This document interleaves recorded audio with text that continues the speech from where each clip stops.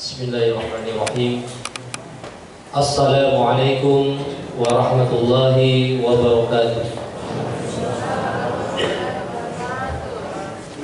Alhamdulillahilladzi anzala al-Qur'ana ala 'abdihi liyakuna lil alamin nadhira.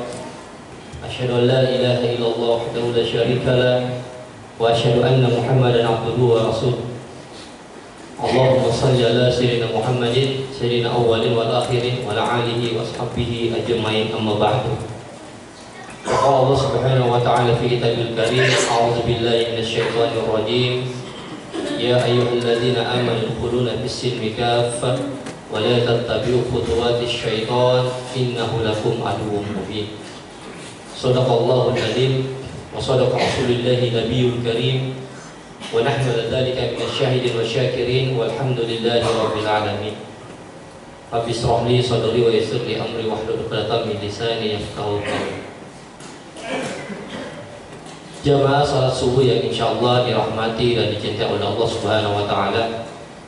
Alhamdulillah, segala puja dan puji bagi Allah Rabbul Izzati Rabbul Alamin. Serta salam dan selawat semoga tercurahkan kepada baginda Rasulullah Muhammad sallallahu alaihi wasallam. Jamaah yang insyaallah dirahmati oleh Allah Subhanahu wa taala. Di dalam Al-Qur'an Allah Subhanahu wa taala banyak mengingatkan kepada kita jamaah tentang bagaimana posisi iblis, bagaimana posisi setan ya, kepada manusia. Bahwa sesungguhnya setan itu atau iblis itu innahu lakum aduwwum mubin, musuh yang nyata bagimu. Banyak sekali ayat-ayat di dalam Al-Quran yang mengupas tentang ini ya. Apa penyebabnya juga dibahas di dalam Al-Quran ya. Yang rinci kita bisa melihat bagaimana surah Al-A'raf mulai dari ayat 11 sampai ayat ke-16 jamaah itu menceritakan kronologi bagaimana iblis itu sangat membenci manusia. Sampai-sampai jamaah dia melontarkan sumpah kepada Allah. Qala fa bima aqwaitani, ya Allah, karena engkau telah mencap saya ini sesat ya, maka iblis bersumpah kepada Allah, la uqdanna lahum siratal mustaqim, saya tidak akan membiarkan anak cucu Adam itu berjalan di jalanmu yang lurus. Jamaah yang insyaallah dirahmati oleh Allah, di dalam sholatnya kita ada doa yang senantiasa kita panjatkan kepada Allah. Apa itu jamaah? Ihdinas siratal mustaqim, ya Allah, tunjukkanlah saya jalan yang lurus ya. Siratal ladzina an'amta alaihim, yaitu jalan orang-orang yang memberikan kenikmatan atas mereka. Jalannya para nabi, jalannya para rasul, jalannya para syuhada. Itu yang kita minta jamaah, karena itu adalah nikmat yang paling luar biasa, yaitu nikmat kita tertunjuki di jalan yang lurus. Tapi iblis berjanji jamaah, la uqdanna lahum siratal mustaqim, dia tidak akan biarkan jamaah. Tsumma la'atiyannahum min baini aydihim wa min khalfihim wa an aymanihim wa an syama'ihim. Iblis menggoda kita jamaah dari depan. Kalau kita lihat penafsiran para mufassir di situ jamaah, apa yang dimaksud dengan iblis menggoda kita dari arah depan, yaitu kita dibuat untuk tidak percaya atau ragu tentang adanya yaumil akhir, yaumul hisab, yaumiddin. Banyak orang jamaah yang mana dalam menjalani kehidupan ini tidak peduli dengan apa yang dia lakukan. Kenapa jamaah? Karena dia tidak meyakini tentang adanya yaumiddin, hari pembalasan. Kemudian menggoda kita dari arah belakang. Maksudnya apa jamaah? Kita dijadikan manusia hibbud dunya wa karahiyatul maut, cinta dunia dan takut mati. Demi dunia jamaah orang bisa melakukan apa saja, tapi demi akhiratnya belum tentu. Iblis menggoda kita dari arah kanan. Maksudnya apa jamaah? Iblis membuat kita itu kabur terkait mana perkara yang halal dan mana perkara yang haram. Kita dibuat jamaah dalam melakukan aktivitas ini yang penting cuan, yang penting duit. Kemudian iblis menggoda kita jamaah dari sebelah kiri. Maksudnya apa? Iblis membuat kita menjadi orang-orang yang susah bangkit dari dosa-dosa kita, yang susah untuk meninggalkan dosa-dosa kita jamaah, susah untuk memperbaiki diri. Jamaah yang insya Allah dirahmati oleh Allah Subhanahu wa Ta'ala. Tentunya godaan iblis tidak bisa kita pandang remeh. Kenapa? Nabi Adam saja yang di surga itu berhasil ditarik keluar. Itu fa'azallahuma syaitanu anha fa'akhrajahuma mimma kana fi. Jadi Nabi Adam alaihissalam saja yang sama istri yang ada di surga berhasil ditarik keluar oleh iblis. Apalagi kita manusia yang ada di bumi ini. Jamaah yang insya Allah dirahmati oleh Allah Subhanahu wa Ta'ala. Ya. Luar biasanya Allah ketika iblis menggoda kita dari berbagai macam arah jamaah, tapi iblis tidak bisa menggoda kita dari dua arah, dari atas dan dari bawah. Yaitu orang yang senantiasa mengingat Allah, orang yang senantiasa sujud kepada Allah, orang yang senantiasa melakukan muhasabah diri jamaah, sangat sulit untuk digoda oleh iblis. Kenapa kami sampaikan ini jamaah? Karena dalam suatu kitab yang dikarang oleh Ibnu Jauzi, Talbis Iblis, jebakan-jebakan iblis itu dahsyat sekali jamaah. Kita bisa melihat nanti di sini banyak sekali diterangkan di sini. Ya. Kalau sebagai faktanya jamaah, apa pengaruhnya terhadap Ramadan kita? Coba lihat di sekitar kita jamaah, kurang apa Ramadan? Semua orang tahu keberkahan bulan suci Ramadan. Semua orang tahu jamaah dilipat gandakan luar biasa Ramadan ini. Tapi coba lihat, ya, Ramadan ini jamaah bukan Ramadan yang pertama buat kita. Kita yang berumur 50 tahun, 50 kali kita ketemu Ramadan.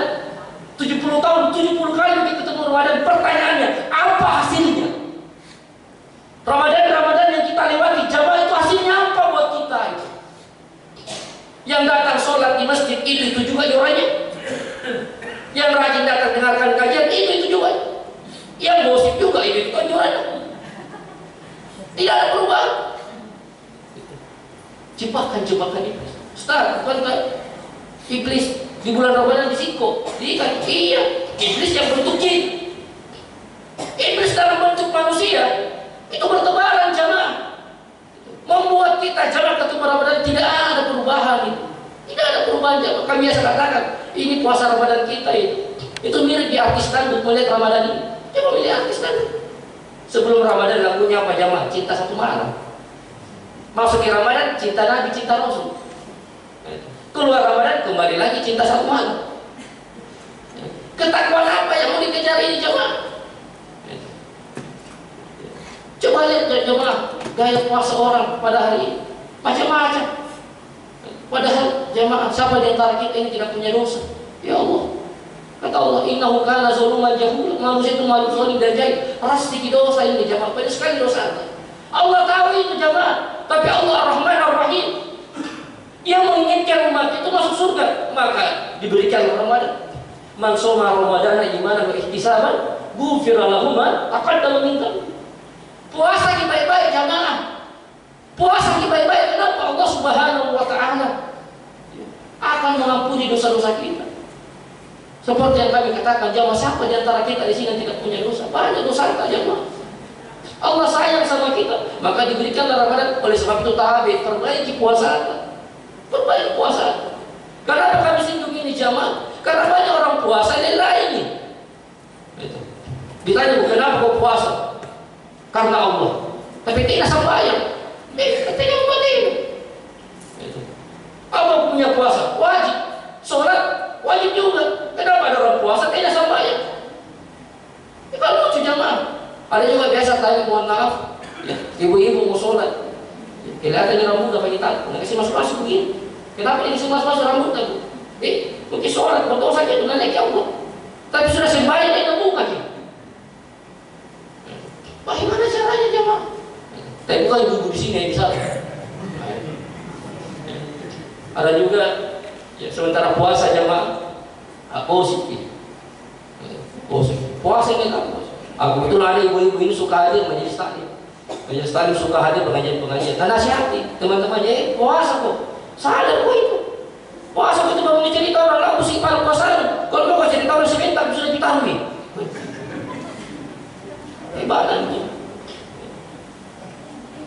Dengan model puasa seperti ini jamaah, bagaimana bisa? Ada orang puasa balas dendam dia. Pagi, siang, sore, menang, lapar, rinci, puluh sekali. Pas buka di kamar mandi, ular, tak ada ngasih. Sebentar orang sembahyang ini, tak ada pulih giyo. Kenapa? Pas suruh dulu. Nah pasti katanya sampai. Pas suruh komuntes, suruh jalan kote. Jamaah yang insya Allah dirahmati oleh Allah Subhanahu wa Ta'ala. Sekali lagi, puasa model apa yang kita mau jalankan ini di jamaah? Kemudian apa yang kita kejar? Apa yang kita mau kejar jamaah? Jangan sampai hanya sekedar rutinitas neraka, rutinitas tahunan yang selesai Ramadan ya sudah selesai dulu, tidak ada apa-apa. Coba lihat jamaah, Ramadan yang kita lewati tadi apa hasilnya?